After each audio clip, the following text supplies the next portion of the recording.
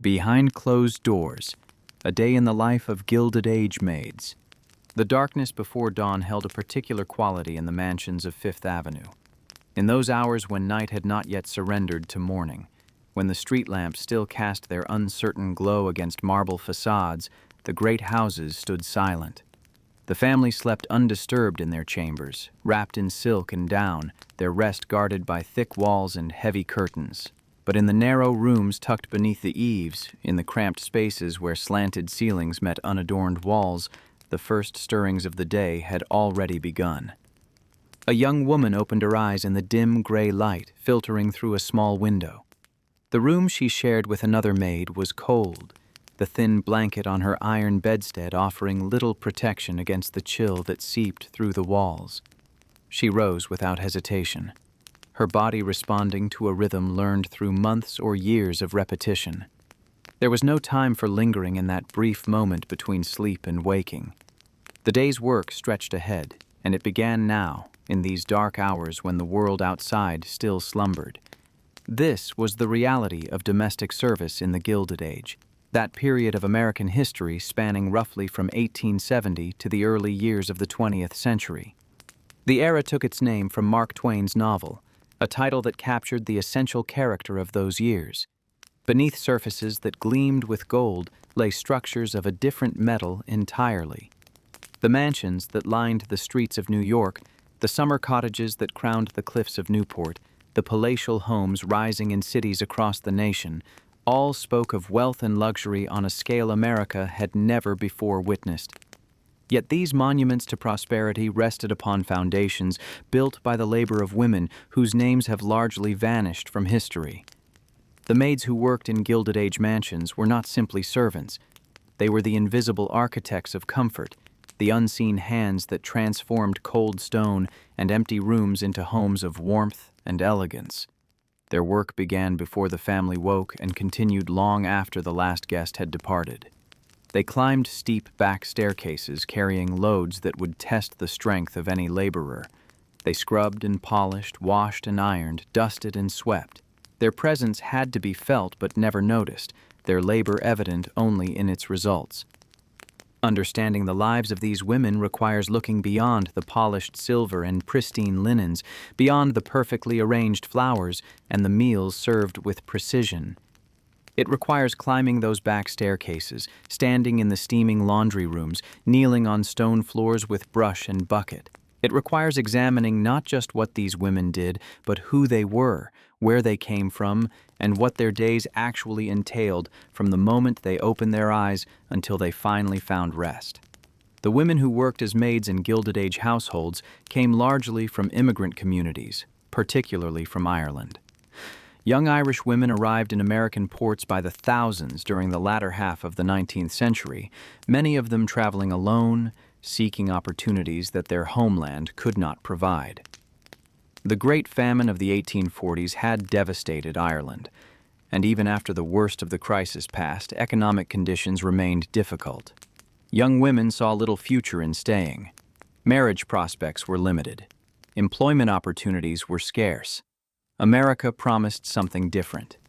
These women were remarkably independent for their time. Unlike immigrants from many other countries, Irish women came to America in numbers nearly equal to Irish men. They traveled as individuals rather than as parts of family units. Records from the period show that the median age of Irish women arriving in New York by 1890 was under 20 years old. They were young, single, and determined to build lives for themselves in a new land. Domestic service offered these newly arrived immigrants several advantages. The work came with room and board, which meant they did not need to find housing in an unfamiliar city or spend precious wages on rent and food. The steady employment provided security that factory work could not match.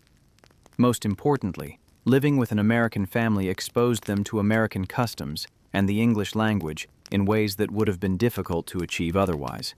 In 1860, in Kingston, New York, an astonishing 94.5% of employed Irish women worked as domestic servants.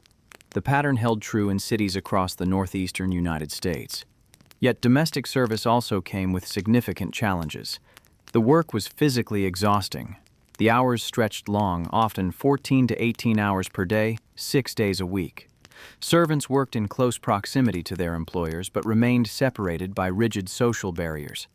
They lived in the house but occupied the least desirable spaces. They prepared and served elaborate meals but ate simpler fare in the basement or kitchen. They handled the family's most intimate possessions but owned very little themselves. The stereotype of Bridget, the Irish maid who appeared in newspaper cartoons and popular culture, reflected both nativist prejudice and genuine tensions in American households. The caricature portrayed Irish servants as clumsy, ignorant, and prone to breaking things or making mistakes. This unflattering image was born partly from anxiety about the wave of Irish Catholic immigration into a predominantly Protestant nation. Yet it also reflected real frustrations on the part of employers who found domestic help difficult to find and even harder to keep. American domestic service differed in fundamental ways from its European counterpart. In England, servants often spent their entire working lives in service, moving up through a rigid hierarchy over decades. The class system that governed British society made service a permanent condition for most who entered it. In America, by contrast, domestic service was viewed as temporary. Young women used it as a stepping stone to other employment or to marriage. The turnover rate in American households was extraordinarily high. Records from wealthy Chicago merchant Marshall Field's household show that over a 20-year period, not a single servant remained from one census to the next. Staff changed constantly, with most servants staying in a position for only a year or two before moving on. This high turnover created what was known as the servant problem, a constant topic of discussion in newspapers and household management guides of the era. Wealthy families built enormous mansions that required large staffs to function, but finding and retaining qualified servants proved increasingly difficult. Women who might once have entered service were finding other options. Factory work offered regular hours and the freedom to live independently. Shop work provided respectability and visibility. Office positions, though limited, gave women a chance at something beyond manual labor. The maids who did enter service in Gilded Age mansions found themselves part of a complex hierarchy. At the top of the female domestic staff stood the housekeeper, who oversaw all other female servants and managed the household's supplies and cleaning operations. Below her came the lady's maid, who served the mistress of the house personally. Then came the parlor maid, responsible for the main reception rooms, followed by chambermaids who cleaned the bedrooms on different floors. At the bottom of this hierarchy worked the scullery maid, the youngest and lowest-ranked servant, whose duties centered on the dirtiest, most demanding work in the kitchen. Each position came with its own set of responsibilities, its own place in the household's social order, and its own rate of pay.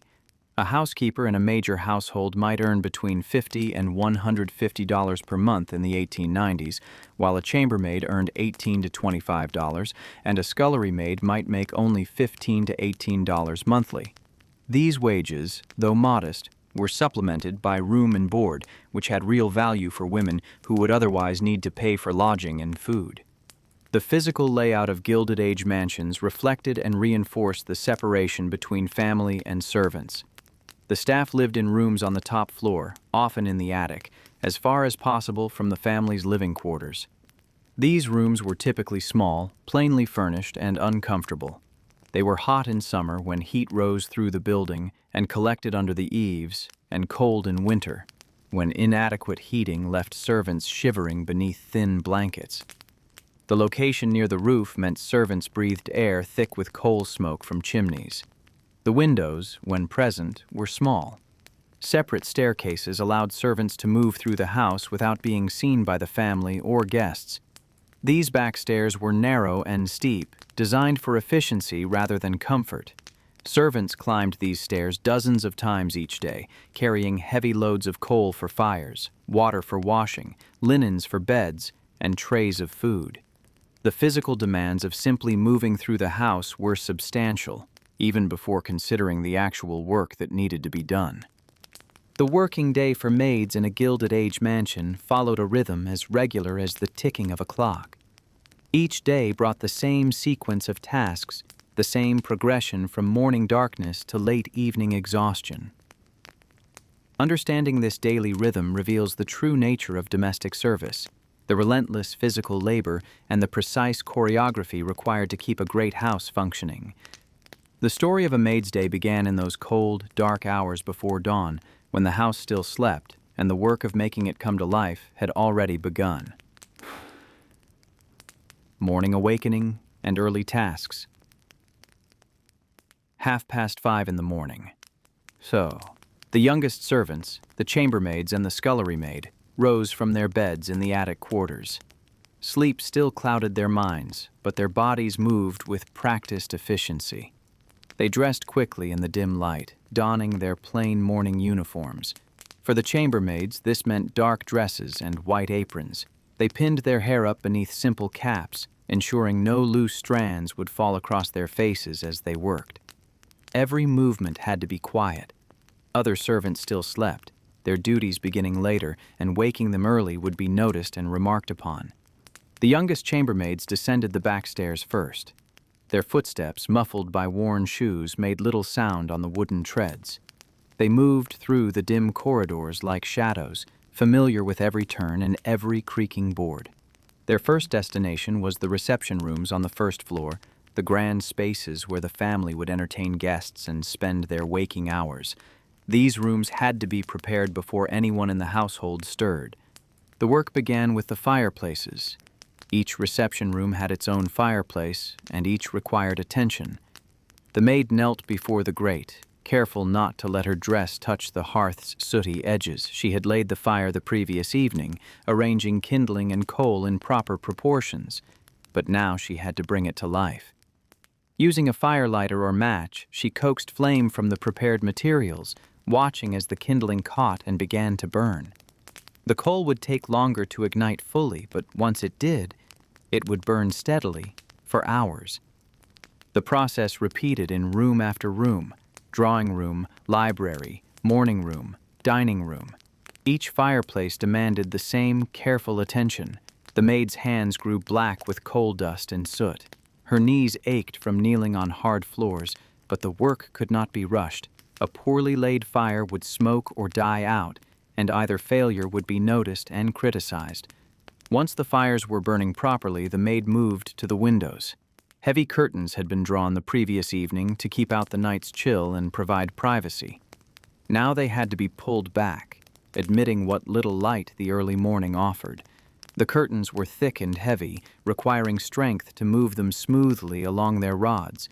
Each window had to be opened just enough to allow fresh air to circulate through rooms that had been closed all night, but not so much that the carefully built fires would be extinguished by drafts. With the fires burning and the curtains drawn, the preliminary work in the reception rooms was complete. The family would not descend for several hours yet. The more detailed cleaning, the dusting and polishing that would make these rooms spotless, would come later. For now, the chambermaid had other duties calling her upstairs.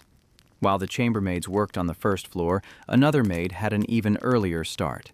The scullery maid, the youngest and lowest-ranked servant in the household, rose before anyone else. Her day began at 5 o'clock or even earlier, and her first task was essential to the entire household's functioning. She had to get the kitchen range burning hot. The kitchen range was a massive cast-iron structure that dominated the basement kitchen. It served as the heat source for all cooking, the provider of hot water for tea and cleaning, and the heart of the household's food preparation. But it did not heat itself. Someone had to riddle out yesterday's ashes, lay fresh coal, and coax the fire to life. This was the scullery maid's responsibility. She worked in the dark, cold kitchen, her breath visible in the chill air. The range was still warm from the previous day, but barely.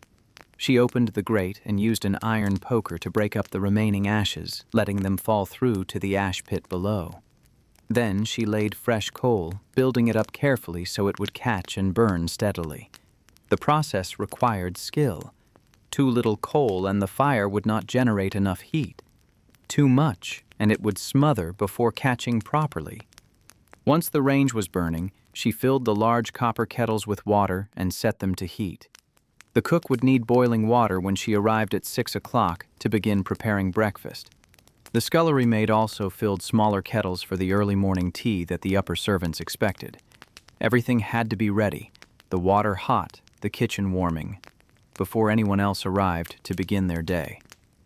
By 6 o'clock, the kitchen came alive. The cook descended from her room and began planning the day's meals. The butler appeared to count silver and check the wine cellar. The housekeeper made her morning rounds, inspecting the work the early rising maids had already completed. Her practiced eye missed nothing. She ran a finger along picture frames to check for dust. She examined the fires to ensure they had been properly laid. She noted any task left undone or poorly executed. The chambermaids, meanwhile, had moved to the upper floors where the family slept. Their work here required even more careful silence.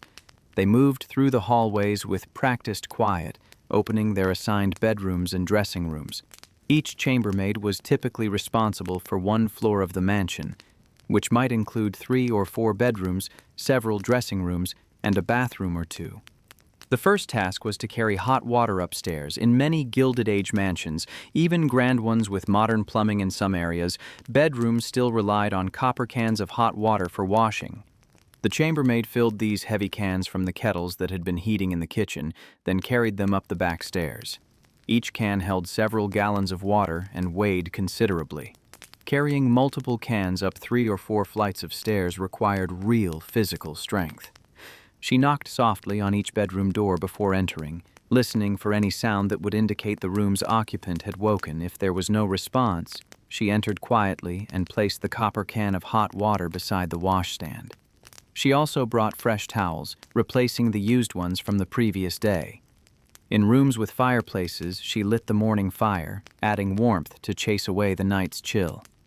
All of this had to be accomplished without disturbing the sleeping family members. The work was delicate. She had to be present enough to complete her tasks efficiently, but invisible enough not to intrude on the family's privacy.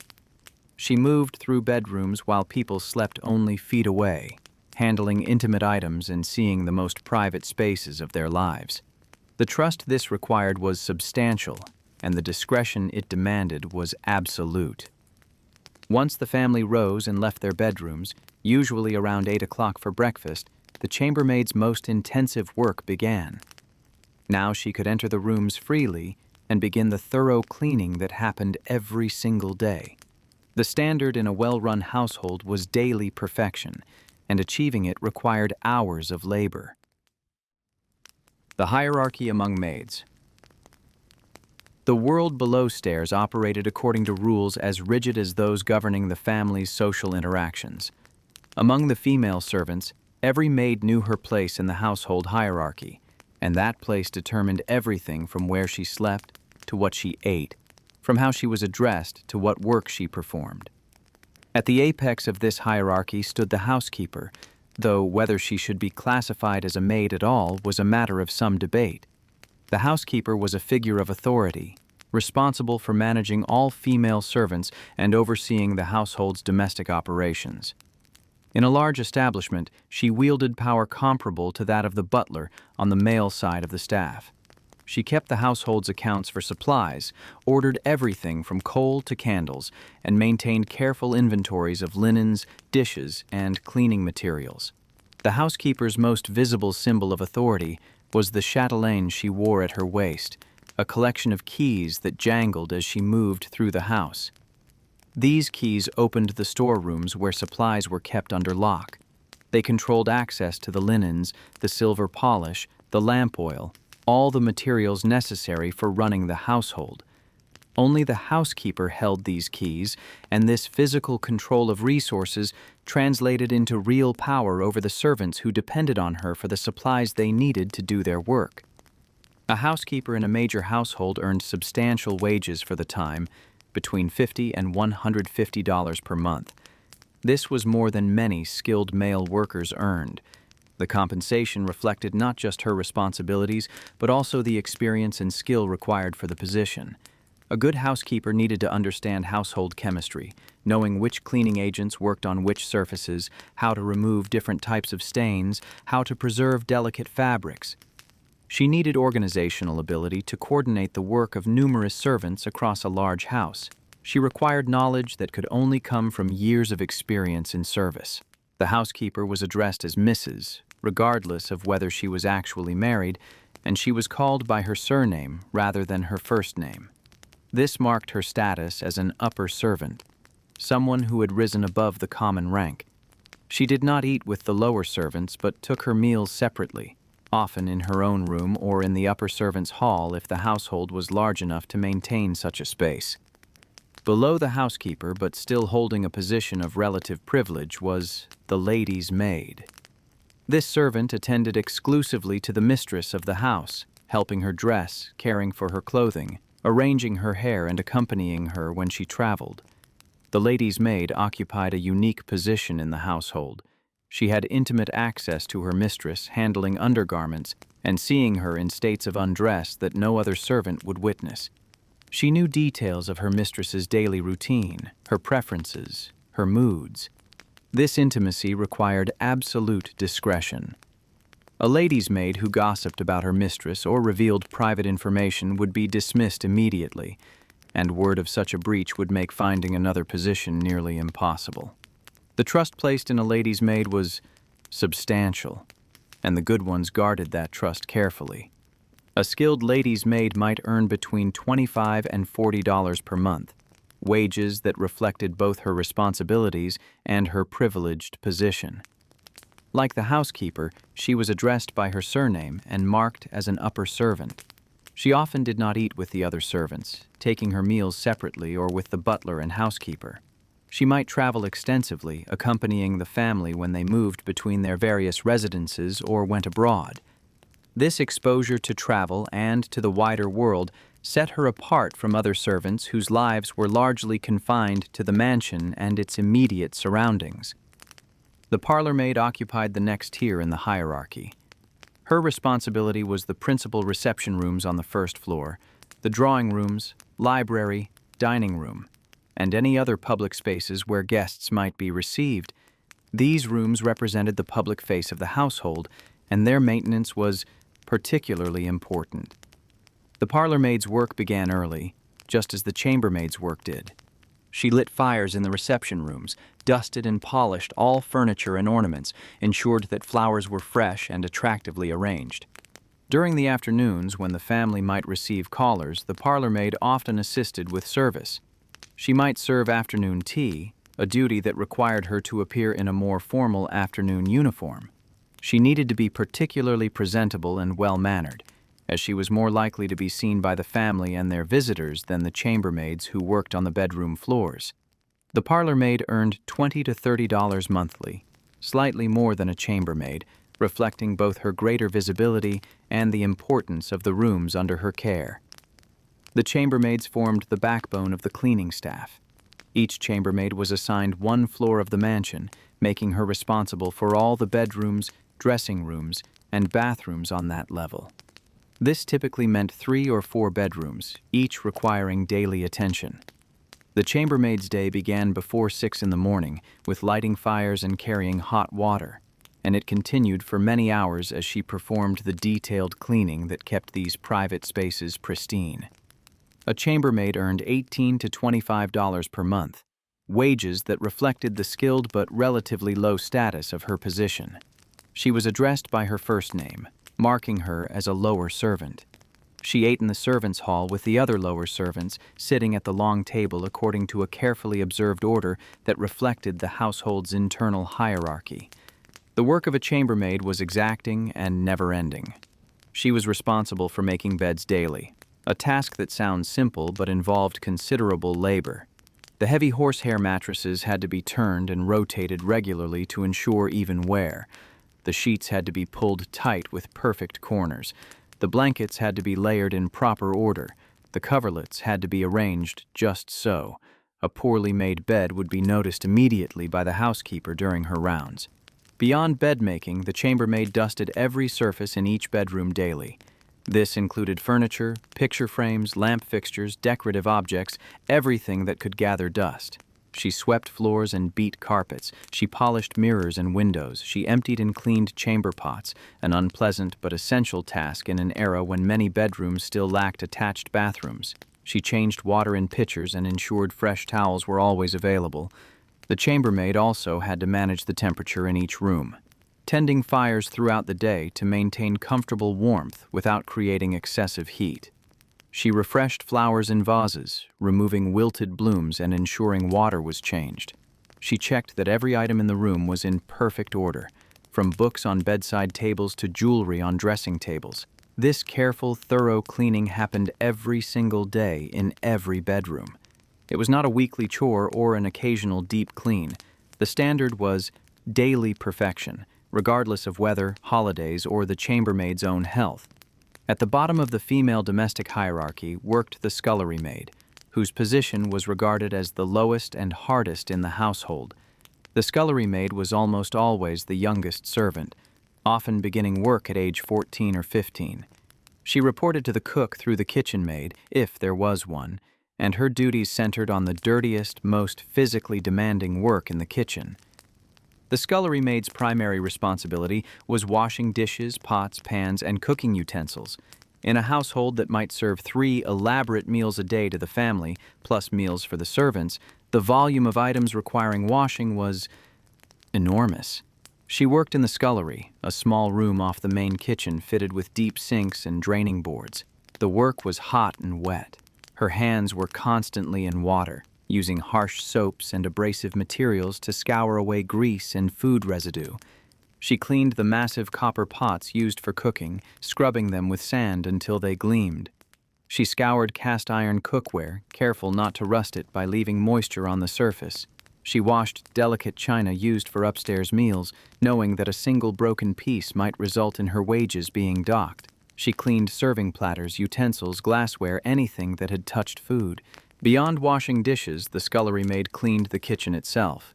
She scrubbed the stone floors often on her hands and knees. She cleaned the massive kitchen range, removing ash and grease. She washed work tables where food was prepared. She hauled away garbage and food scraps. She fetched and carried water for cooking and cleaning. Before indoor plumbing reached every part of the house, this meant physically carrying heavy buckets from whatever water source was available. The scullery maid also assisted with basic food preparation. She peeled vegetables and prepared them for cooking. She plucked poultry, scaled fish, performed any of the messy preliminary work that more skilled kitchen staff preferred not to do themselves. She might help with simple cooking tasks under the cook's direction, learning skills that could eventually allow her to advance to kitchen maid or even cook if she proved capable. A scullery maid earned the lowest wages in the household, perhaps $15 to $18 per month. This reflected both her youth and her position at the bottom of the hierarchy. Yet even this modest sum represented steady income and included room and board, which had real value for a young woman who might otherwise struggle to find any employment at all. The physical demands of the scullery maid's work were severe. She worked in conditions of intense heat and steam, especially on baking days or when large meals were being prepared. The kitchen was located in the basement, often with inadequate ventilation. In summer, the heat could be nearly unbearable. In winter, while the area near the range might be warm, the outer parts of the kitchen remained cold. The scullery maid's day was also extraordinarily long.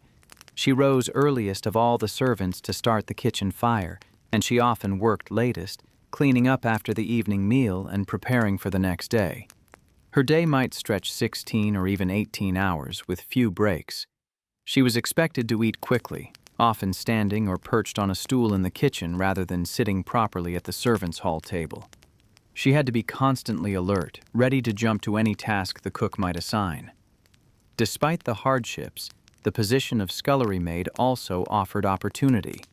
For a young girl with no skills and no other prospects, it provided steady employment and training. A capable scullery maid could learn kitchen work and potentially advance to kitchen maid, then to assistant cook, perhaps eventually to cook herself. The hierarchy, rigid as it was, also provided a pathway for advancement based on skill and experience. The immigrant experience. The young woman scrubbing pots in the scullery, the chambermaid climbing the back stairs with copper cans of hot water, the parlor maid dusting the drawing room in the early morning hours. These servants often shared a common background. They were Irish or the daughters of Irish immigrants, and their presence in American households reflected one of the great demographic movements of the 19th century. Irish women came to America in extraordinary numbers during the latter half of the 1800s. The Great Famine of the 1840s had devastated Ireland, killing approximately 1 million people and forcing millions more to emigrate.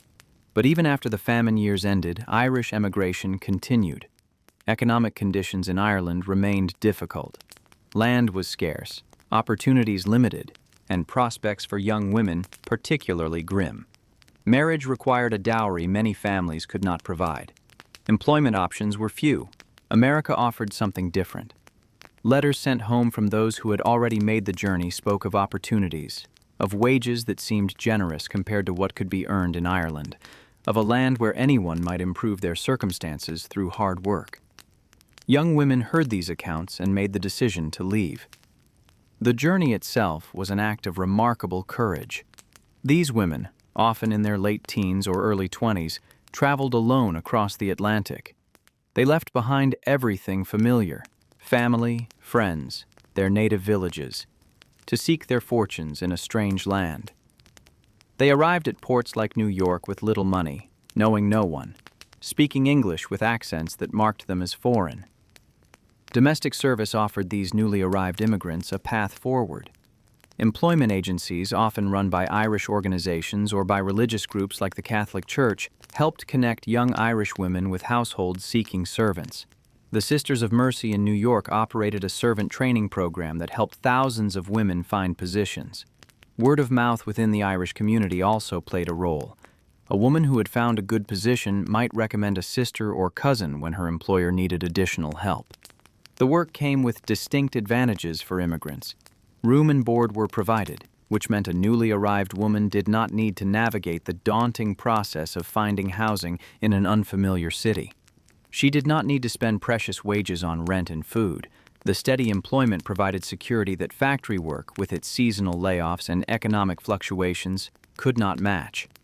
Living with an American family exposed Irish servants to American customs, manners, and ways of speaking. This immersion accelerated the process of becoming American in ways that would have been difficult to achieve if they had lived in Irish enclaves within the city. The wages, though modest by the standards of the wealthy families they served, seemed substantial to women coming from rural Irish poverty. A chambermaid earning $20 per month had income that far exceeded what she could have earned in Ireland, if she could have found employment at all. More importantly, because room and board were provided, she could save most of her wages or send money home to family members who remained in Ireland. Records indicate that between 1850 and 1900, Irish immigrants sent an estimated $260 million back to Ireland. Much of this money came from the wages of domestic servants. Young Irish women in service were supporting families back home, paying passage for siblings or cousins to join them in America, gradually building financial security that had been impossible to achieve in Ireland. Yet domestic service also presented significant challenges for Irish women. They entered a world where they faced prejudice and discrimination based on their nationality and religion. American society in the late 19th century was predominantly Protestant and often hostile to Catholic immigrants. Political cartoons regularly portrayed Irish people with ape-like features, depicting them as ignorant, violent, and inferior. Help-wanted advertisements sometimes specified, "No Irish need apply," particularly in the 1850s and 60s, though this became less common as demand for domestic servants exceeded supply. The stereotype of Bridget, the Irish serving girl, became a fixture of American popular culture. Newspaper cartoons and comic sketches portrayed Bridget as clumsy, breaking dishes and creating chaos in well-ordered households. She was depicted as unable to understand proper English, confused by American customs, and prone to comic misunderstandings. The stereotype was fundamentally unkind, designed to mock rather than to understand. The Bridget caricature reflected genuine tensions in American households. Employers did sometimes find it difficult to communicate with newly arrived Irish servants, whose English was heavily accented or whose previous experience had been in very different settings. A young woman from rural Ireland might never have seen gaslighting or elaborate plumbing. She might be unfamiliar with the complicated etiquette governing a wealthy American household. Training such a servant required patience that not all employers possessed. The high turnover rate among Irish servants also frustrated employers. Unlike European servants who might remain in service for decades, Irish women in America often viewed domestic work as temporary. They saved their wages with the goal of leaving service, either to marry or to find other employment. When a better opportunity appeared, they left, sometimes with little notice. This mobility infuriated employers who invested time in training servants only to see them depart. Yet this same mobility reflected the different nature of American society. In Ireland and in England, class boundaries were rigid and largely impermeable. A woman born into the servant class would likely remain there throughout her life. In America, the promise of social mobility, however limited in reality, shaped expectations. Young Irish women did not see themselves as permanently consigned to service. They were working their way up, gaining skills and saving money that would allow them to build different lives. The Irish community in American cities provided support networks that helped women navigate the challenges of service. Irish Catholic churches became centers of social life, offering not just religious services but also opportunities to meet other Irish immigrants, to maintain cultural connections, and to find community beyond the household where they worked. Parish organizations ran dances and social events where Irish servants could socialize with potential marriage partners, often Irish men working in construction, on the docks, or in other physically demanding jobs. These social networks also provided practical support. When a servant faced mistreatment or sought a new position, she could turn to other Irish women for advice and recommendations. Employment agencies run by Irish organizations helped women find positions and negotiate wages. The bonds of nationality and religion created a community of support that transcended individual households. The experience of Irish women in domestic service had lasting effects on Irish American communities. First-generation Irish women worked overwhelmingly in service, with estimates suggesting that over 60% of Irish women in northeastern cities were employed as domestic servants. But their daughters entered much more diverse fields of employment. Only about 19% of second-generation Irish women worked in service.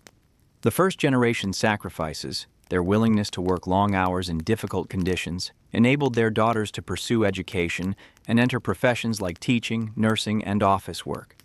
Irish American women became the majority of public school teachers in cities like Boston, New York, Chicago, and San Francisco by the early 20th century. They entered nursing in large numbers. They became bookkeepers, typists, and telephone operators. They moved beyond manual labor into occupations that offered both respectability and better working conditions. This transformation from one generation to the next represented a fundamental shift in Irish American life, and it was built on the foundation laid by the servants who scrubbed floors and washed dishes in Gilded Age mansions. Midday routines and continuing labor.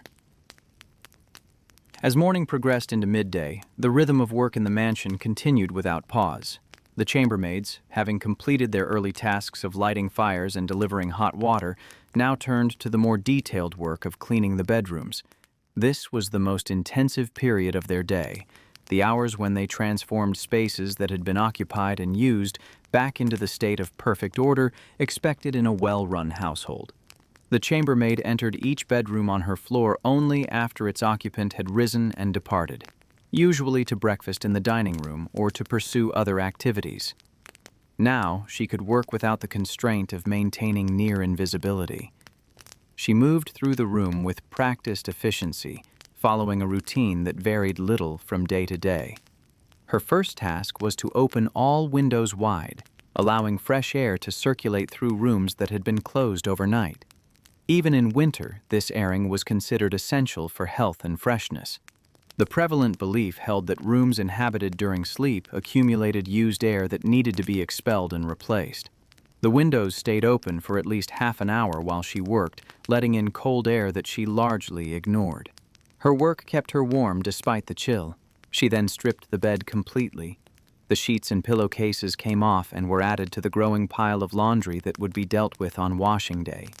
The blankets were shaken out vigorously, sending any accumulated dust into the air. The heavy horsehair mattress required turning, a task that demanded considerable physical strength. These mattresses could weigh 60 pounds or more, and maneuvering them required technique as well as muscle. The chambermaid grasped the mattress firmly, rotated it end over end so that what had been the foot was now the head, then flipped it, so the side that had been down was now up. This ensured even wear and prevented the mattress from developing permanent indentations. With the mattress turned, she remade the bed according to exacting standards. The bottom sheet had to be pulled drum-tight across the mattress, with precise hospital corners at each edge. The top sheet was layered over the blankets, folded back at the top to create a neat edge. Each blanket had to lie smooth, with no wrinkles or bunching. The coverlet, the decorative top layer, was arranged with its design perfectly centered. When finished, the bed looked as crisp and perfect as something in a hotel, ready to be photographed for an advertisement. With the bed made, she proceeded to the detailed cleaning of the room itself. She emptied and cleaned the chamber pot, carrying it to a designated area where such items could be emptied into a privy or sluice. This was among the less pleasant aspects of her work, but it was essential. She washed the pot thoroughly with water and vinegar, ensuring it was clean for the next use. She also emptied and cleaned the washstand, disposing of used water and washing the basin itself. The sweeping and dusting came next. She worked her way systematically around the room, using different cloths for different materials. Polished wood furniture required soft cloths that would not scratch.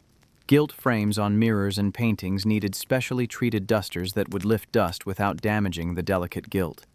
Glass surfaces demanded cloths that would not leave streaks or lint.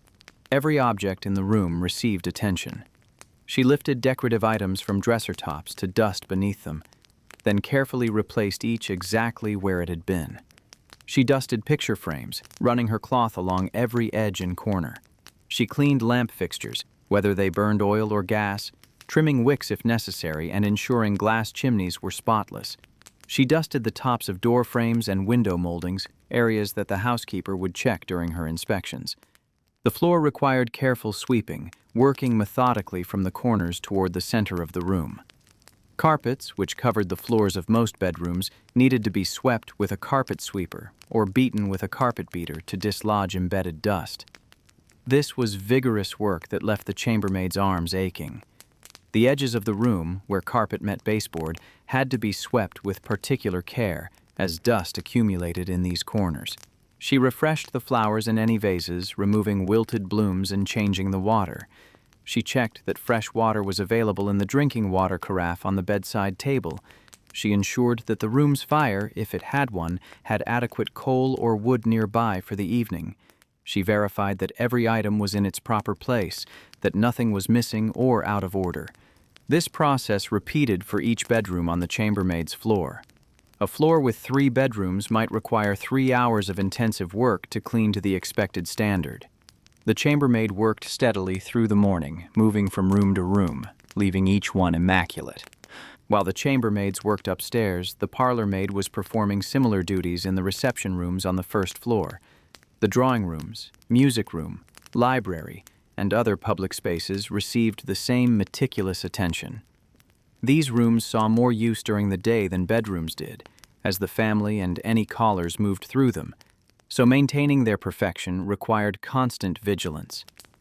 The parlor maid dusted furniture and ornaments with particular care, as these rooms contained the family's finest possessions. Crystal vases, porcelain figurines, silver photograph frames, all required gentle handling and thorough cleaning. She arranged cushions on sofas and chairs, plumping them and positioning them just so. She checked that periodicals and books were neatly arranged. She ensured that writing paper and pens were available at the writing desk, that the piano was dusted and its cover properly arranged, that every detail reflected perfect order. Around noon or 1 o'clock, the household paused for the midday meal. The servants gathered in the servants' hall, a common room typically located in the basement near the kitchen. They sat at a long table, taking places that reflected the household's hierarchy. The butler and housekeeper sat at the head of the table. The more senior servants sat near them. Junior staff, including the chambermaids and scullery maid, found places further down. The meal served to the servants was substantial, designed to sustain people engaged in hard physical labor. It might include a roast or stew, potatoes, vegetables, bread, and a simple dessert. The food was hearty rather than refined, filling rather than delicate. The cook prepared this meal alongside the family's luncheon, managing multiple dishes simultaneously. The servants ate relatively quickly, aware that their break was limited. Conversation was permitted but kept to appropriate topics. Gossip about the family was discouraged, though undoubtedly it occurred. After perhaps 30 minutes, the meal ended and everyone returned to their duties. The scullery maid and kitchen maid remained behind to clear the table and wash the dishes, adding this task to their already long list of responsibilities. The afternoon brought different rhythms to different parts of the household. The family might rest, read, receive visitors, or pursue their own interests.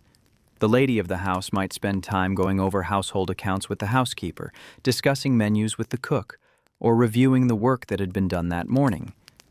These consultations represented the management of the household, the coordination between the family's desires and the staff's execution. For the servants, the afternoon was a time of specialized tasks beyond the daily cleaning routines. Different days brought different additional work. Silver needed regular polishing to prevent tarnish, a task that might occupy a maid for several hours. Carpets required periodic beating to remove dust that regular sweeping could not extract. This involved taking smaller carpets outside to be hung over a line and beaten vigorously with special carpet beaters. Larger carpets that could not be moved had to be cleaned in place, with furniture shifted aside to allow access to every area. Windows required washing inside and out, a precarious task on upper floors. The chambermaid had to lean out of windows to clean the exterior panes, always careful not to lose her balance. Heavy curtains and drapes came down periodically for cleaning, a major undertaking that disrupted rooms for hours. Furniture was moved regularly so that floors beneath could be thoroughly cleaned, revealing dust and debris that accumulated in areas not reached by daily sweeping. Some afternoons, when the family received callers, the parlor maid's duties expanded. She might be called upon to serve tea in the drawing room, a task that required her to appear in her best afternoon uniform. She carried in the tea service, set it before the mistress of the house who would pour, and then remained available to pass cups, offer sandwiches or cakes, and respond to any requests. This visible service required perfect manners and absolute discretion. The parlor maid heard everything said during these social calls but was expected to give no sign that she listened or understood. Late afternoon brought preparations for dinner, the main meal of the day and a focal point of the household's daily routine. The cook and her kitchen staff had been working for hours to prepare the multiple courses that would be served. The dining room required setting, with the table laid according to precise standards. This was often the butler's responsibility, assisted by footmen if the household employed them. But in smaller establishments without male servants, the parlor maid or dining room maid might handle this crucial task. The table had to be set with mathematical precision. Each place setting was measured to ensure proper spacing. Multiple forks, knives, and spoons were arranged in the correct order for the courses to be served. Water glasses, wine glasses, and any other stemware were positioned exactly. Fresh flowers provided a centerpiece, low enough that guests could see each other across the table. Candles were placed and lit if dinner would be served after dark. The finished table represented hours of work, every detail considered and executed perfectly. The scullery and kitchen work. While chambermaids cleaned bedrooms and the parlor maid maintained reception rooms, the work in the kitchen continued at a relentless pace. The scullery maid's day, which had begun earliest of all, showed no signs of slowing as the hours passed. Her domain was the scullery, that small, steamy room off the main kitchen where the endless work of washing and cleaning took place. The morning had brought breakfast dishes, both from the family's meal upstairs and from the servants' breakfast in the servants' hall. Each meal generated mountains of items requiring washing. Plates, cups, saucers, serving dishes, all had to be washed, dried, and put away before the next meal would create a fresh accumulation. The pots and pans used in cooking breakfast added to the pile. The copper kettles used for heating water, the cast iron skillets used for cooking, the baking dishes and mixing bowls, everything required cleaning. The scullery maid worked at deep sinks filled with hot water. The water had to be heated on the range and carried to the scullery in large kettles, a task that required multiple trips. Soap was harsh and alkaline, designed to cut through grease rather than to protect hands. Her hands were constantly wet and exposed to chemicals, leading to cracking and roughness that no amount of care could prevent. In winter, the contrast between hot water in the sink and cold air in the unheated parts of the scullery made the work even more uncomfortable. She washed each item according to its requirements. Delicate china demanded careful handling to prevent chips and breaks. Any damage would be noted, and the scullery maid held responsible, possibly with deductions from her already meager wages. She used soft cloths for fine porcelain, applying just enough pressure to clean without risking damage. The copper pots required different treatment. These had to be scoured with sand or special metal polish until they gleamed. Copper pots were prized in wealthy households not just for their cooking properties, but also for their appearance. A properly maintained copper pot shone like a mirror, its surface reflecting light brilliantly. Achieving this shine required elbow grease, the scullery maid scrubbing in circular motions until her arms ached and the copper gleamed. Cast iron cookware presented its own challenges. It had to be thoroughly cleaned to remove food residue, but it also had to be dried immediately and sometimes oiled to prevent rust. A scullery maid who allowed cast iron to rust would face sharp criticism from the cook, who depended on these essential tools. The heavy iron pots and pans were difficult to maneuver in the sink, their weight requiring strength to lift and turn. The work was repetitive and endless. As soon as one meal's worth of dishes was washed and put away, preparations for the next meal would begin, generating a fresh supply of items requiring cleaning. The scullery maid washed the breakfast dishes, then immediately faced the accumulation from the family's luncheon and the servants' midday dinner. Before that was complete, tea service would add more items. Then came the family's evening dinner, the largest meal of the day, which could generate more dishes than all the other meals combined. A formal dinner for the family and guests might involve 10 or more courses, each served on separate plates with specific utensils. The scullery maid would wash scores of plates, dozens of glasses, countless pieces of silver. The serving dishes, platters, and tureens used to present food added to the burden. The cookware used in preparing such an elaborate meal included multiple pots and pans, baking dishes, roasting pans, each requiring thorough cleaning. The scullery itself had to be kept immaculately clean. The sinks had to be scrubbed regularly. The draining boards where dishes were placed to dry had to be wiped down. The stone floor, constantly wet from splashing water and dripping dishes, had to be mopped multiple times daily to prevent accumulation of dirty water and soap residue. The scullery maid worked in conditions that were simultaneously hot and cold, steamy near the sinks where hot water was used, but drafty and cold in other areas where ventilation was inadequate. Beyond washing dishes, the scullery maid assisted with food preparation when the cook required it. She peeled vegetables, a task that could occupy hours when large quantities were needed for dinner. She prepared potatoes by the dozen, scraping and peeling until her hands were sore. She chopped onions, tears streaming down her face from the fumes. She cleaned and trimmed green beans, shelled peas, performed any of the tedious preliminary work that more skilled kitchen staff preferred not to do. When meat or fowl arrived from the butcher or poulterer, the scullery maid might be called upon to help prepare it. She plucked feathers from chickens and other birds, a messy job that left feathers everywhere and required thorough cleanup afterward. She scaled fish, scraping away scales and rinsing the fish clean. She trimmed fat from cuts of meat, work that left her hands greasy and required extra washing. The kitchen itself, that vast basement room that was the heart of the household's food production, required constant cleaning. The massive range that dominated the space accumulated ash and grease daily. The work tables where food was prepared had to be scrubbed after each use. The stone floor, subjected to spills and splashes throughout the day, needed sweeping and mopping. When major cooking was underway, particularly for large dinners or special occasions, the kitchen became chaotic. Multiple dishes were being prepared simultaneously, different things cooking on different parts of the range, vegetables being prepared at the work table, pastries being assembled on the marble-topped table used for baking. The scullery maid moved through this chaos, fetching and carrying as needed, cleaning as she went. She brought ingredients from storage areas, carried finished dishes to serving areas, took away empty containers and dirty utensils. She was expected to be constantly alert, ready to respond immediately when the cook called for something. Any delay or failure to provide what was needed quickly could bring sharp criticism. The cook ruled the kitchen with absolute authority during meal preparation. In the most elegant households, this might be a professionally trained chef, possibly European, who commanded high wages and expected perfect obedience from kitchen staff. More commonly, the cook was an experienced woman who had worked her way up through the ranks of service.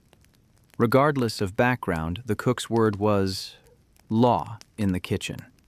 She planned menus in consultation with the family, ordered specialty ingredients, supervised all aspects of food preparation, and created the elaborate presentations expected in a wealthy household. The scullery maid stood at the bottom of the kitchen hierarchy, reporting to the cook through the kitchen maid if there was one. She performed the dirtiest, heaviest, most monotonous work. Yet this position also represented an opportunity. A capable scullery maid learned kitchen skills that could lead to advancement. She observed how dishes were prepared, learned cooking techniques, developed an understanding of flavors and ingredients. If she proved quick and capable, she might be given opportunities to do simple cooking tasks, building skills that could eventually lead to promotion to kitchen maid or even assistant cook. The kitchen staff worked longer hours than perhaps any other servants in the household. They began early to prepare breakfast and continued late, cleaning up after dinner. The scullery maid, who rose earliest to start the range fire, often worked latest, scrubbing the last pot and mopping the floor after everyone else had retired. Her day might stretch 16 or 18 hours, with few breaks beyond the brief time allowed for her own meals. Laundry day. Monday brought a particular intensity to the work of domestic service. This was traditionally washing day throughout American households, and in a wealthy establishment with dozens of people generating soiled linens and clothing daily, the work was monumental. The laundresses, those specialized servants responsible for managing the household's washing, faced what was universally acknowledged as the most physically demanding work in the mansion. Preparation for Monday's washing actually began on Saturday or even Friday. The head laundress and her assistants collected soiled items from throughout the house, gathering them into enormous piles that would be sorted before washing. Bed linens came from every bedroom, sheets and pillowcases that were changed weekly or even more frequently in a meticulous household. Table linens from the dining room included massive tablecloths, napkins for each diner, and special cloths for sideboards and serving tables. The family's personal clothing accumulated throughout the week. Servants' uniforms, which were changed regularly to maintain proper appearance, added to the load. Towels from bathrooms and washstands, undergarments, nightclothes, the volume of fabric requiring washing was staggering. The sorting happened on Sunday or early Monday morning. Different fabrics required different treatment, and mixing items inappropriately could ruin delicate materials or cause colors to run. Whites that could withstand boiling were separated into one pile. These included most bed linens, white undergarments, towels, and kitchen cloths. Colored fabrics that needed gentler treatment formed another category. Delicate items like silk undergarments, fine lace, and wool garments that could shrink if washed improperly required special handling. The laundress had to know exactly how to treat each type of fabric, which water temperature to use, which cleaning agents were appropriate. The actual washing began very early Monday morning, often before dawn. The first task was heating water, which required building up the fires under the large copper boilers located in the laundry room. These boilers could hold 40 gallons or more, and a full day's washing might require heating multiple loads of water. The fuel, whether coal or wood, had to be constantly tended to maintain proper heat. The work of getting enough hot water for a full wash was itself substantial labor. The laundress and her assistants worked with enormous quantities of water. Each load of laundry required water for washing, water for rinsing, and often additional rinses. This water had to be heated, used, and then disposed of, a process that involved constant physical effort. If the laundry room was not equipped with good plumbing, Water might need to be carried in buckets, adding hours of labor to an already exhausting day. The washing itself happened in large wooden tubs or in newer metal tubs if the household had modern equipment. The laundress placed sorted items in hot water with soap and washing soda, substances that were harsh but effective at removing dirt and grease. The items were agitated using a dolly, a wooden implement with pegs at the bottom that could be plunged and twisted in the tub to move clothes through the water. This agitation loosened dirt and worked the soap through the fabric.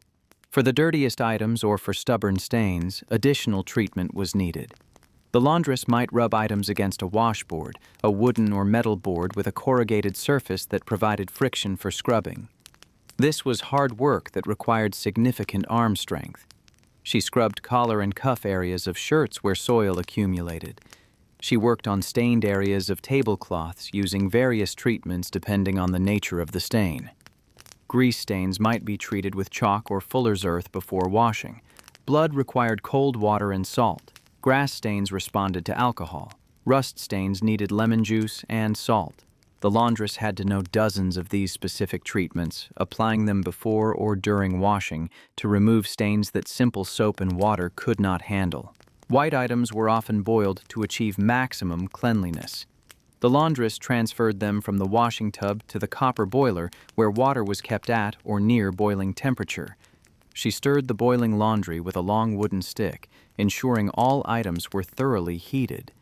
This boiling killed bacteria and removed stains, but it also created clouds of steam that filled the laundry room and made breathing difficult. The laundress worked in this steam for hours, her clothing soaked with sweat and water, the heat nearly unbearable. After washing and boiling, items had to be rinsed multiple times to remove all traces of soap. The laundress transferred them from the boiler to tubs of progressively cleaner water, rinsing until the water ran clear. The final rinse often included bluing, a substance that counteracted yellowing in white fabrics. The bluing gave linens a bright, fresh appearance that was considered essential for proper housekeeping. The wet laundry had to be wrung out before it could be dried. This was brutally hard work when done by hand. The laundress grasped each item, twisted it tightly to squeeze out as much water as possible, her hands and arms straining with the effort. A wet sheet could weigh many pounds, and wringing it required real strength. Many households used a mangle, a mechanical device with two rollers that squeezed water from items passed between them. Operating a mangle was somewhat easier than wringing by hand, but it still required feeding each item through carefully, turning the heavy crank or treadle that powered the rollers, and ensuring that items did not catch or tear. Drying the laundry depended entirely on weather. In good weather, items were carried outside and hung on lines stretched across the yard or drying areas. This meant physically carrying wet, heavy loads outside, often making multiple trips to transport everything. The laundress hung each item carefully, using wooden clothespins to secure it to the line, ensuring it hung smoothly to minimize wrinkles that would make ironing more difficult. In bad weather or during winter, drying happened indoors in heated drying rooms where warmth from the furnaces could do its work. These rooms often had racks or lines where items could be hung. Indoor drying took much longer than outdoor drying, sometimes requiring items to hang for a day or more before they were completely dry. The drying rooms became crowded with damp laundry, the air thick with moisture. The washing process itself might take 10 to 14 hours of continuous work. The laundresses began before dawn and often continued into evening. They worked in brutal conditions, constantly wet, breathing steam and soap fumes, lifting and carrying heavy loads. Their hands were perpetually soaked, the skin cracking and becoming rough from constant exposure to water and harsh chemicals. Their backs ached from bending over tubs and mangles. Their arms hurt from the endless wringing and stirring and lifting. Tuesday brought ironing day, which many servants considered even more miserable than washing. Everything that had been washed on Monday had to be pressed before it could be used again. This was skilled work that required experience and judgment. Different fabrics needed different temperature irons and different techniques. The irons themselves were heavy pieces of cast metal called sad irons, the word sad meaning heavy. A typical flat iron weighed between 5 and 9 pounds. These irons had to be heated on the kitchen range or on special stoves in the ironing room.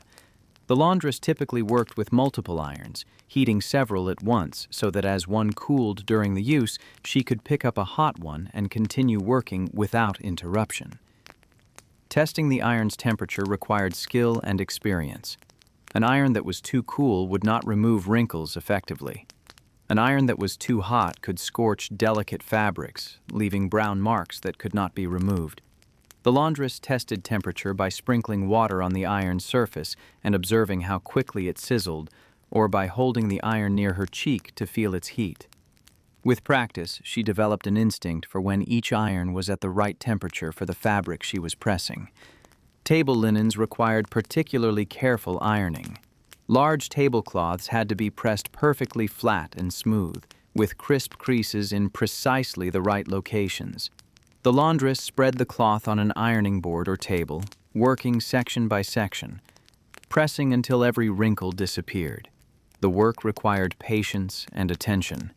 A single wrinkled area or misplaced crease would be immediately visible when the cloth was spread on the dining table. Gentlemen's shirts demanded equally meticulous attention. They were starched to give them body and crispness, then ironed while still slightly damp. The collar and cuffs received particular care, pressed until they were perfectly stiff and smooth. The body of the shirt had to be pressed without creating new wrinkles. The entire process for a single shirt could take 15 or 20 minutes. Ladies' clothing presented its own challenges. The elaborate dresses of the Gilded Age often featured ruffles, pleats, lace trim, and other decorative elements that required gentle handling and careful pressing. Some items, particularly those with heavy beading or delicate fabrics, were not washed and ironed in the regular laundry but were handled separately or sent to special cleaners. But simpler dresses, petticoats, and undergarments came through the laundry and demanded skilled pressing. The ironing work continued for another full day, sometimes stretching into a third day if the household was particularly large or if there had been special events generating extra laundry. The laundresses worked in hot, steamy conditions, the heat from multiple irons and from stoves keeping the ironing room uncomfortably warm, even in winter. In summer, the heat could be nearly unbearable, the laundresses working in temperatures that would be considered dangerous by modern standards. After all items were washed, dried, and ironed, they had to be folded and put away. Bed linens went to the linen closets, carefully stacked and organized. Table linens were stored separately.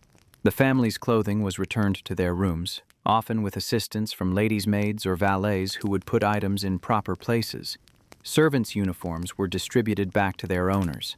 The entire cycle, from gathering soiled items through washing, drying, ironing, and putting away, represented an enormous investment of labor.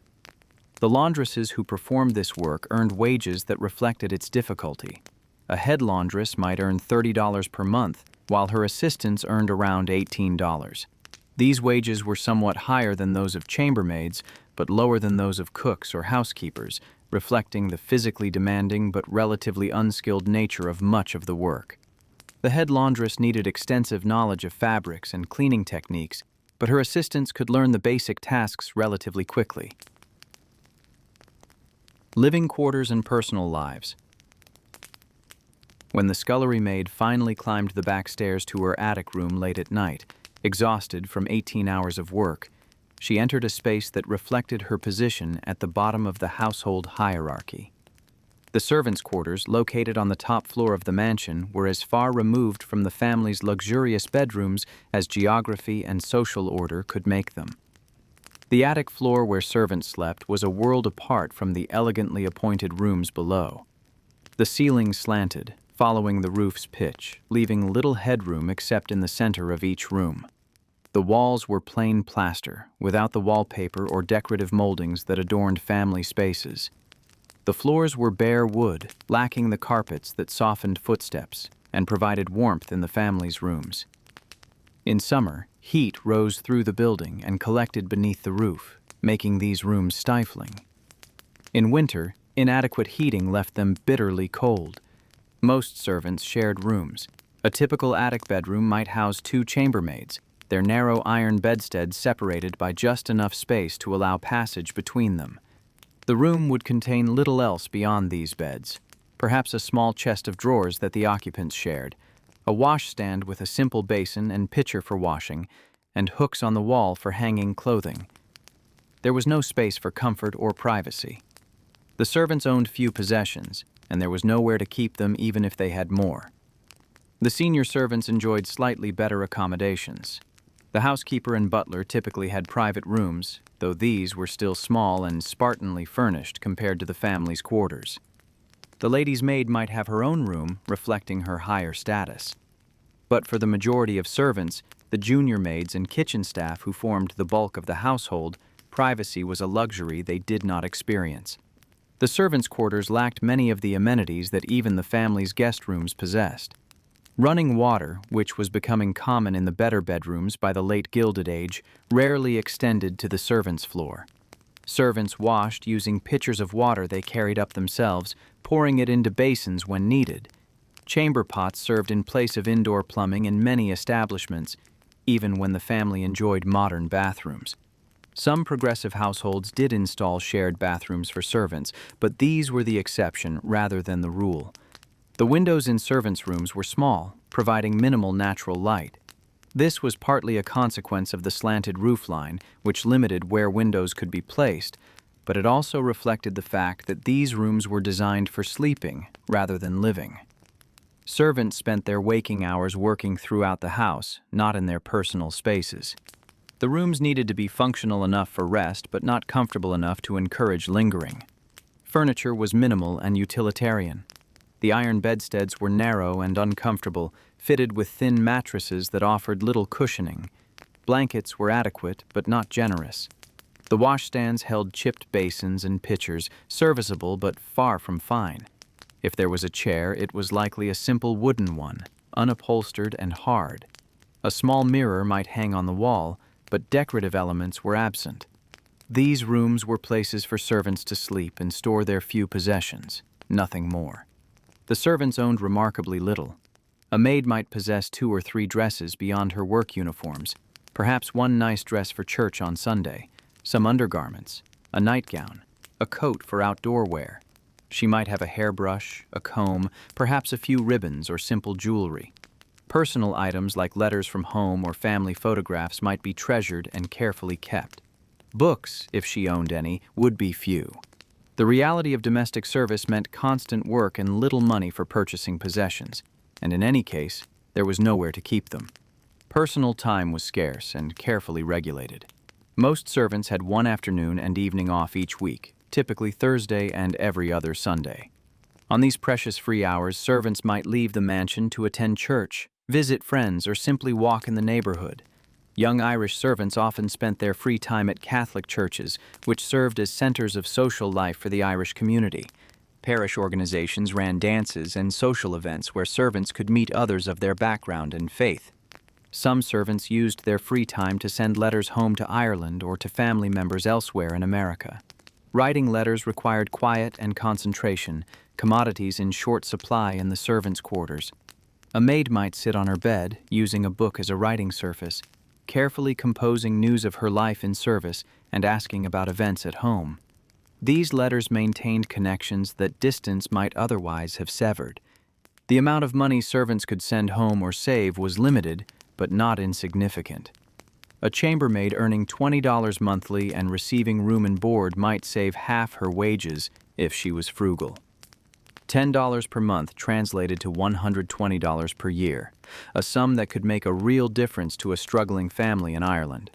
Many young women sent money home regularly, supporting parents or siblings, paying passage for family members to join them in America, or gradually building savings toward their own future.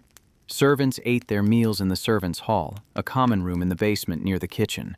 The meals provided to servants were substantial but simple, designed to sustain workers engaged in physical labor rather than to please refined palates.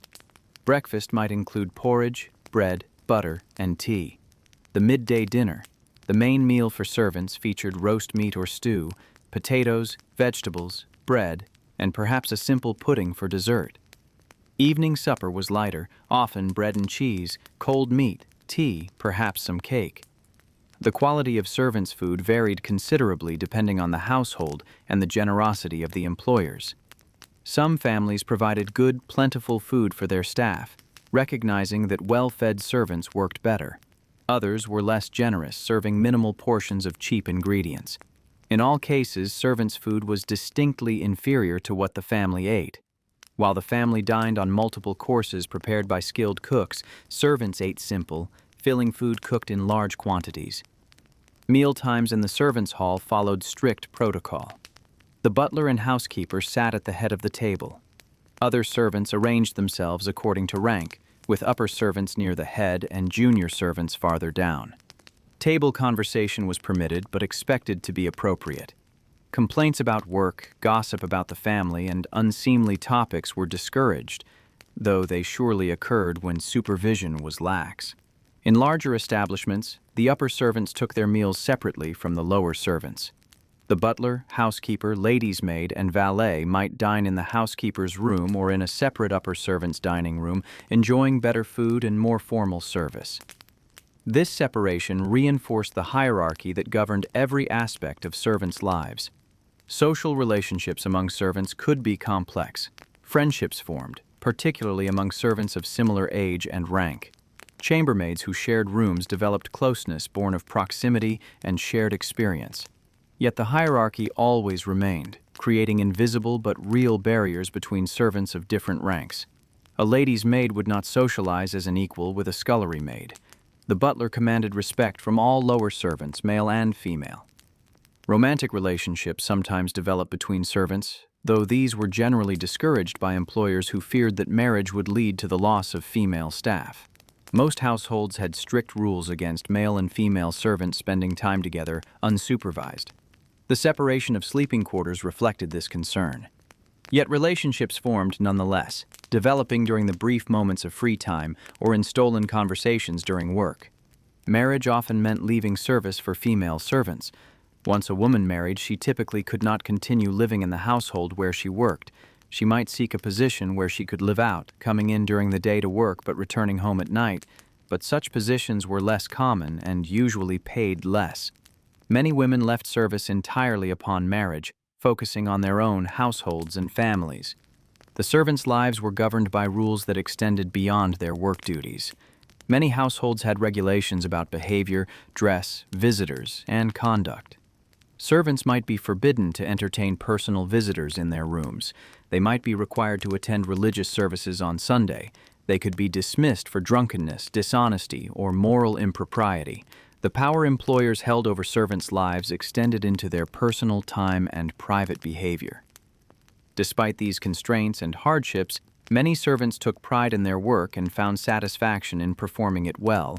A chambermaid might feel genuine accomplishment in maintaining her floor to such high standards that the housekeeper never found fault. A scullery maid might take pleasure in seeing copper pots shine from her scrubbing.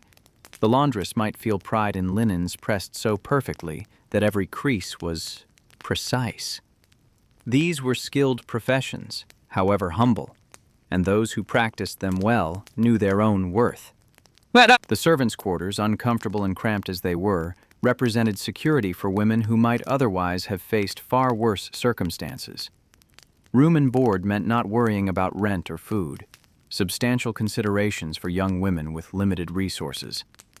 The steady employment provided stability that factory work, with its seasonal layoffs and uncertain hours, could not match. For all its hardships, domestic service offered Irish immigrants and other working-class women a foothold in American society. Evening duties and the end of day. As afternoon faded into evening, the mansion entered its most formal period. The family changed into evening dress, transforming from their daytime appearance into the elaborate costumes expected for dinner and evening socializing. For the servants, evening brought the most intense work of the day, the period when all their training and skill would be tested. The dining room required final preparation for dinner. If the butler and footman had set the table earlier, they now made final adjustments, ensuring every detail was perfect. In households without male servants, The parlor maid or dining room maid performed these tasks. Each piece of silver was checked for spots and polished if necessary. Crystal glasses were held up to the light to ensure they were spotless. The table linen was examined for any imperfections. Candles were lit if the meal would be served by candlelight. Every element had to meet exacting standards. In the kitchen, the cook and her staff worked with focused intensity. A formal dinner might include 8 or 10 courses, each requiring separate preparation and precise timing. The cook orchestrated this complex production, managing multiple dishes cooking simultaneously, ensuring that each course would be ready exactly when needed. The kitchen maid assisted with various tasks, preparing vegetables, assembling garnishes, handling simpler cooking operations under the cook's direction. The scullery maid washed equipment as it was used, knowing it would be needed again for the next course, fetching ingredients from storage areas, carrying finished dishes to serving areas. When the family and any guests descended to the dining room, service began with practiced precision. In a household with footmen, they presented each course under the butler's supervision, serving from the left and clearing from the right according to proper protocol. In smaller households, the parlor maid or dining room maid performed these duties. The sequence of courses followed established patterns, each dish appearing at the proper moment, empty plates removed smoothly, wine poured according to careful rules about which wines accompanied which courses. The servants had to maintain absolute silence except when spoken to. They moved through the room like well-trained dancers, anticipating needs before they were expressed, removing finished plates, presenting new courses with perfect timing. Their presence had to be felt but not noticed, their labor evident only in its results. Any mistake, a dropped plate, a poorly timed course, wine poured into the wrong glass, would be immediately visible and would reflect poorly on the entire household staff.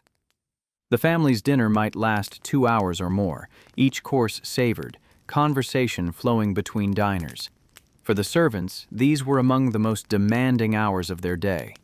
The kitchen operated in controlled chaos, dishes being finished and sent up in precise sequence. The dining room staff moved constantly, serving and clearing, replenishing wine, ensuring nothing was needed. Coordination between kitchen and dining room had to be perfect, any delay or confusion disrupting the smooth flow of the meal. While dinner proceeded upstairs, the other servants might have brief moments of relative rest, though true rest was rare. The chambermaids and other cleaning staff had usually completed their major tasks by evening. They might spend this time mending, darning stockings, sewing buttons on uniforms, or performing other necessary maintenance of their own clothing and the household's linens. These quiet hours of needlework were among the few times when servants could sit and work at a less frantic pace. After dinner, the family withdrew to the drawing room for coffee and conversation, or perhaps to the music room if there was to be entertainment. The gentlemen might retire to the smoking room for cigars and brandy. The ladies might gather in the drawing room for needlework and gossip. This social portion of the evening might continue for several hours, while the servants faced the enormous task of cleaning up after dinner. The dining room had to be completely cleared. Every piece of china, crystal, and silver was carefully carried to the butler's pantry or to the scullery for washing. The table was cleared of linens, which went to the laundry collection. Crumbs were swept from the floor. The room was restored to perfect order, ready for breakfast the next morning. In the butler's pantry, if the household had one, the butler personally washed the fine china and crystal. These valuable items were too precious to entrust to the scullery maid. He worked carefully, washing each piece in warm water with gentle soap, drying them thoroughly, checking for any damage before putting them away. He also washed the silver, polishing each piece as he dried it, maintaining the collection in pristine condition. The scullery maid faced mountains of dishes from both the family's dinner and the servants' supper. She worked late into the evening, scrubbing pots and pans, washing serving platters, cleaning every utensil. The kitchen had to be completely cleaned as well. Floors mopped, work surfaces scrubbed, the range cleaned and banked for the night. It might be midnight or later before the last dish was washed and put away, the floor mopped, and the kitchen secured for the night. Throughout the house, final duties had to be completed before the servants could seek their own rest. Fires had to be banked for the night, covered with ashes to slow their burning while maintaining enough heat to restart them easily in the morning. Doors and windows had to be checked and secured. Gas lights or oil lamps had to be extinguished in rooms not being used. Some households employed a night watchman to patrol through the dark hours, checking for fire or intruders. But in many establishments, this final securing of the house fell to the butler or senior servants. The chambermaids made one final trip through the bedroom floors, ensuring that fires were properly tended, that hot water and fresh towels were available if anyone needed them during the night, that all was in order for the family's eventual retirement. They turned down beds, turning back the covers and arranging them invitingly. They ensured nightclothes were laid out properly. These final touches completed the day's work in the bedrooms. Only when all these tasks were complete could the servants finally climb the back stairs to their attic quarters. The scullery maid, who had risen first, was often among the last to seek her bed. The chambermaids, whose days had also begun before dawn, climbed the steep stairs with aching legs and tired bodies. The laundresses, if it had been washing or ironing day, made their way upward after hours of brutal labor. One by one, the servants disappeared into their small rooms, seeking whatever rest they could find before the cycle began again. The hours between retiring and rising were brief. A servant who worked until midnight and had to rise at 5:30 received only 5.5 hours for sleep, and this assumed she fell asleep immediately and was not kept awake by cold, discomfort, or the sounds of a roommate. Many servants operated in a state of chronic exhaustion, their bodies never fully recovering from one day's labor before the next day began. Yet they rose when the time came, dressed quickly in the dark, and descended to begin another day.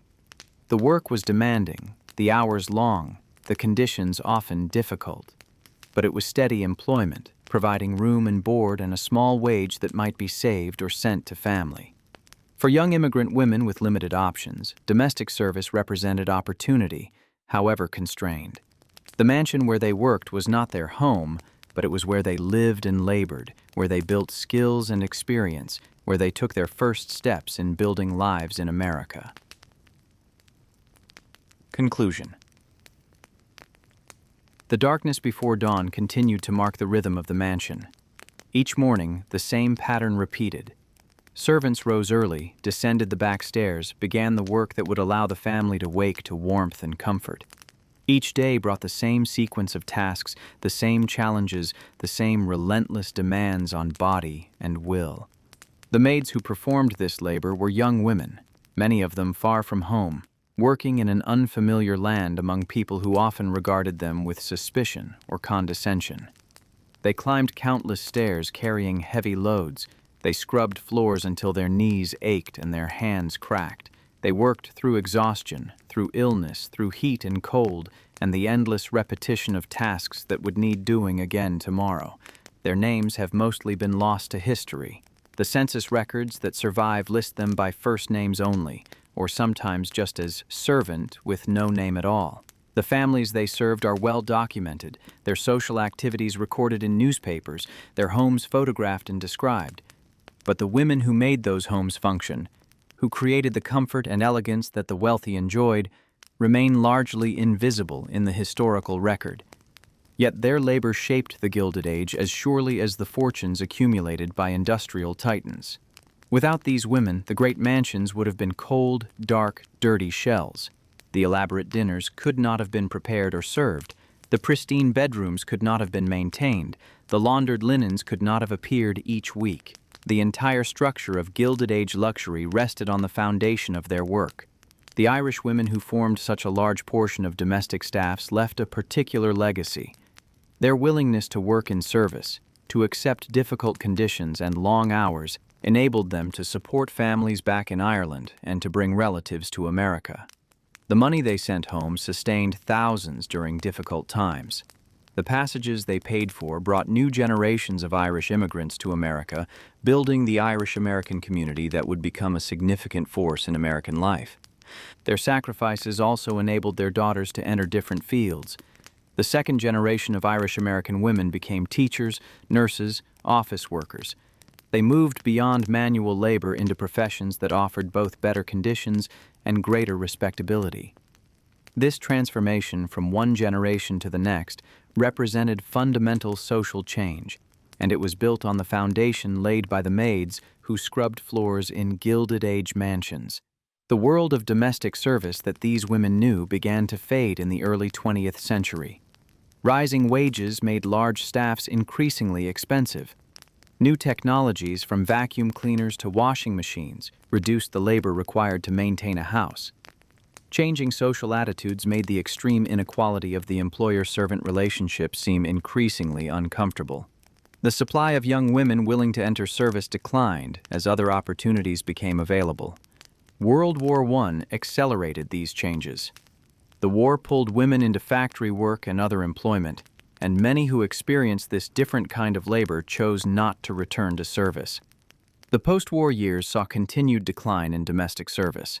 The Great Depression of the 1930s brought temporary increases as desperate women sought any employment, but the long-term trend was clear. The era of large household staffs was ending. Today, when we visit the preserved Gilded Age mansions that have become museums, we can walk through servants' quarters and see the cramped attic rooms where maids slept. We can descend to basement kitchens and imagine the heat and chaos of preparing elaborate meals. We can climb the narrow back staircases that servants use dozens of times each day. These physical spaces allow us to begin understanding the reality of domestic service. But the true understanding comes from recognizing the human beings who inhabited these spaces. They were not simply servants, generic figures performing prescribed tasks. They were individuals with hopes and fears, with families and friends, with dreams for their futures. They were young women adapting to a new country, learning new skills, building new lives. They were workers performing skilled labor that required strength, knowledge, and dedication. The chambermaids who made beds with perfect corners, the scullery maids who scrubbed pots until copper gleamed, the laundresses who produced linens pressed to mathematical precision, all possessed real expertise. Their work was skilled professional labor, however little recognition it received at the time. They took pride in performing it well, finding satisfaction in standards met and tasks completed properly. Their days began in darkness and often ended long after the sun had set. The hours between held relentless physical labor, performing tasks that would need repeating tomorrow and the next day and the day after that. Yet they rose each morning and did the work, maintaining the mansions where America's wealthy lived their gilded lives. Understanding how Gilded Age mansions were run requires understanding these women's daily experiences. It requires climbing stairs with heavy water cans, kneeling to scrub floors, standing over steaming washtubs, working through exhaustion to complete tasks that never truly ended. It requires recognizing that behind every perfect table setting, every spotless room, every elegant meal, stood hours of invisible labor performed by women whose contributions have too often been forgotten. The maids of the Gilded Age deserve to be remembered not just as servants, but as the skilled workers they were, as the courageous immigrants they often were, as the individuals building lives against considerable obstacles. Their labor sustained a particular moment in American history, that brief period when industrial fortunes allowed a small number of families to live like royalty. But more importantly, their labor sustained themselves and their families, providing income, building skills, creating opportunities that would shape future generations.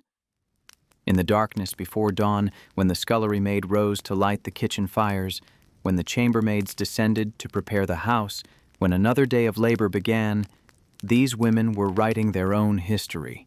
It was a history of work and endurance, of adaptation and survival, of building something new in a new land. It deserves to be told and remembered. If this exploration into the lives of Gilded Age maids has interested you, please